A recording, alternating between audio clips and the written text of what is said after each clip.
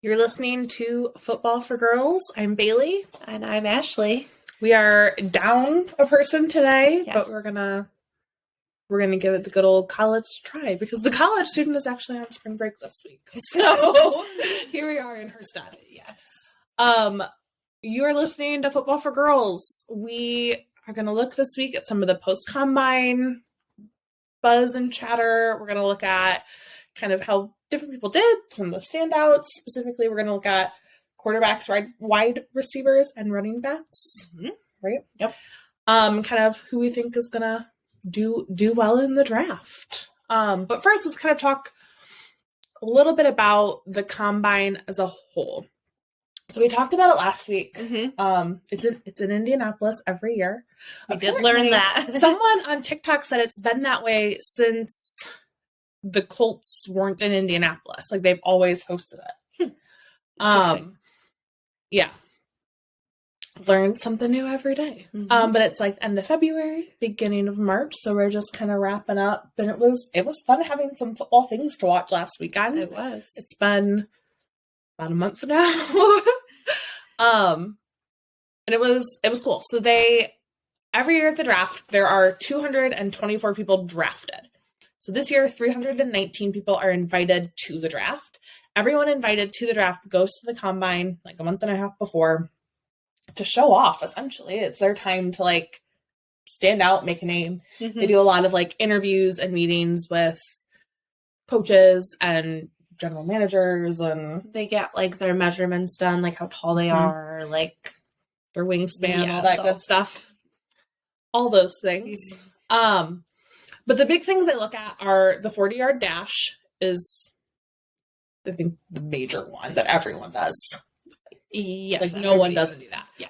Bench pressing, 225 pounds as many times as they can.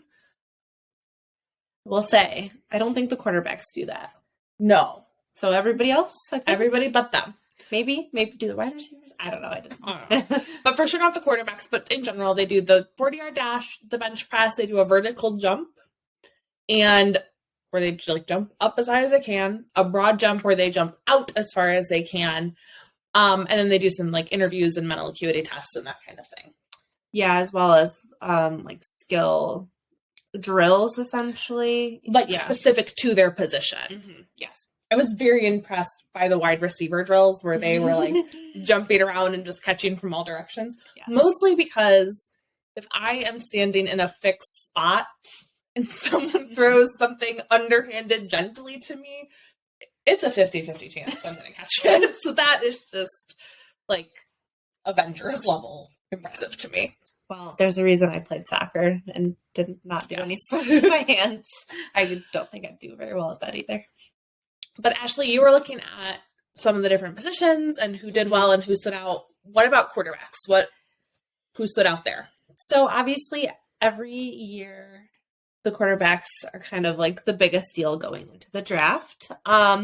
So there's like a few different layers to this. So Bryce Young did not participate at all in any tests or drills. I mean, I'm sure he got his like height and stuff done. Right. And talked with teams, I'm sure, but he did not participate in anything beyond that. Interesting. CJ Stroud. I have thoughts about that. Yes. CJ Stroud did not participate in any, maybe all of the speed and agility drills. Like, he didn't do any, like, of the 40-yard dash or anything like that, or the vertical. Everyone does not do the 40-yard dash. Well, if you opt out, I guess. But he, quote unquote, put on a clinic with his passing. So he was definitely like the top QB with his like passing and skill in terms of, quarterbacks. Good for him. But good for Ohio State. Right. The big surprise was Anthony Richardson out of Florida. So he was like, I would say, the top athlete out of all the quarterbacks. He got the fastest 40, tallest vertical jump, like longest broad jump. He was like definitely, he brought it. Very athletic. And I think that really helped him a lot going into the draft. I don't know exactly how people were feeling about him, but it definitely kind of brought him up a notch. Yeah. With the quarterbacks. Well, he like stood out. Yes, very much so. So I still think CJ Stroud will be the top quarterback.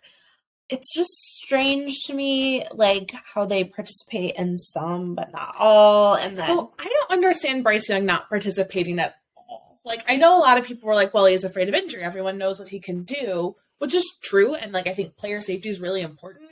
But everyone knows what CJ Stroud can do, too. Like, Exactly. we've seen it. Like, that's the whole point is, like, for the, like, most part, all of these players, especially the quarterbacks, are well known. yes. And we know what they can do. Like, everyone's still participating, though. Exactly. Yeah, I don't get it. I mean, obviously they have their pro day at Alabama, but, you know, again, I think participating and at least throwing at the combine shows that you can work with other people. I don't know. Right. It just seems really arrogant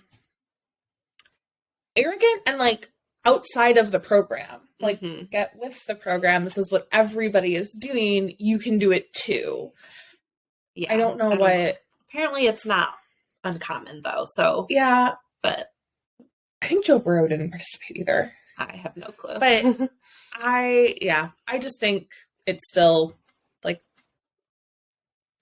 I just think it reflects poorly. I agree. I think it kind of makes you look bad. I don't know, like in my eyes, as well. I don't know. It probably makes more sense to other people. He's still gonna get drafted, I'm sure. All will go well 100%. And whatever. But but you think CJ Stroud will be the top quarterback?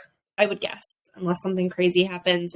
And it kind of depends on like what teams are looking for, because they might like what they see in one quarterback more than the other. Right. It just sort of depends. But I would guess, yes. CJ Stroud is, of course, from my favorite team, the Ohio State Buckeyes. Ashley, some fun trivia for this moment. Guess which college program has the most overall draft picks of all time? Well, I'm probably going to guess you're going to say Ohio State. It is Ohio State. And guess which college program has the most number 1 picks of all time? Probably Ohio State. It is also Ohio State. One thing Ohio State does not have is good quarterbacks in the NFL. Fair. So CJ Stroud maybe will be changing that. Well, I mean, you've got Justin Fields, but he's still pretty young, so jury's still out. So what are we going to look at next? We did quarterbacks. We're going to look at wide receivers and running backs. Correct. So wide receivers, Jackson Smith-Njigba, also Ohio State, was one of the top wide receiver prospects. It will be interesting to see how high he goes, though, just based on the fact that he didn't play like at all last season. Right. And the year before he played, but he was like the 3rd string wide receiver. So he really hasn't had that much opportunity. I mean, he's obviously still really good, and he showed really well at the combine.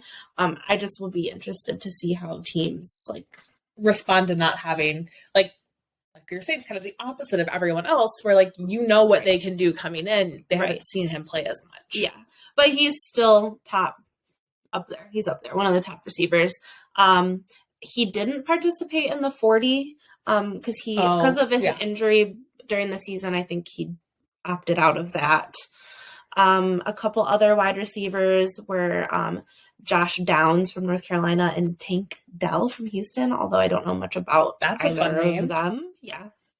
So we'll see. I think it's up in the air a little bit, like how soon a wide receiver is going to go. So Tank really seems like a name for a defensive line. Like he might have missed his golden opportunity. Right. But I mean, obviously he's doing quite well for himself as a wide receiver. Yes.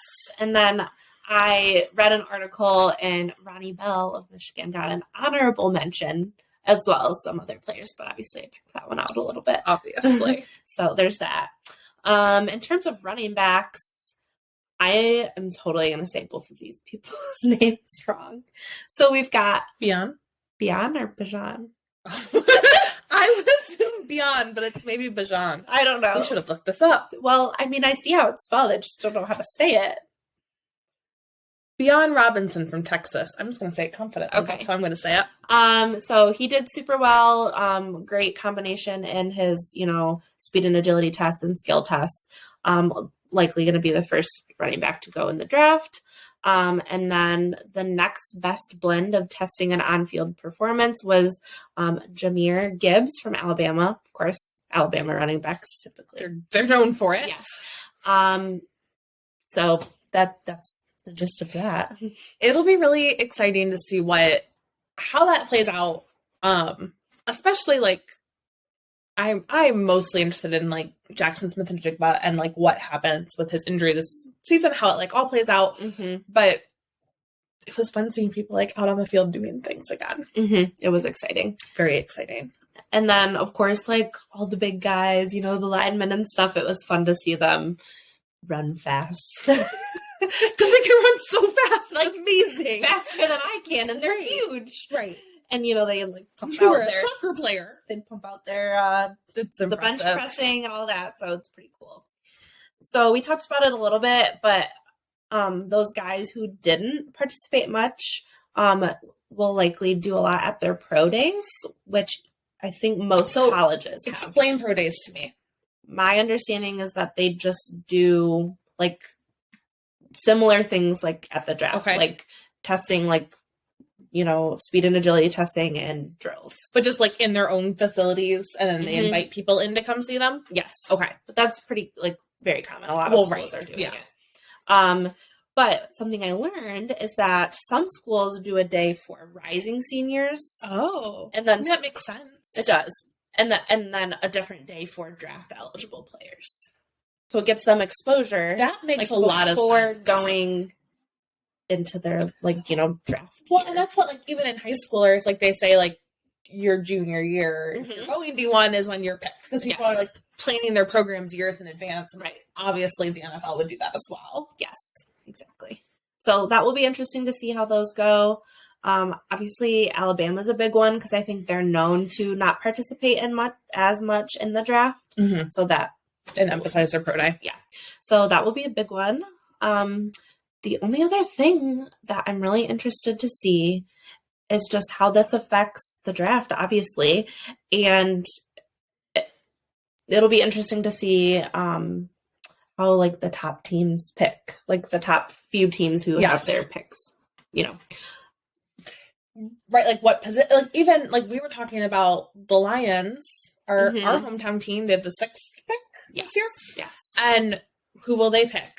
Like, I don't really think it's going to be a big name because that's not who they need. Like, they don't need a quarterback or... Right. I mean, it'll be a big name for people who, like, are really, really into, like, the analyzation. Yes. But, like...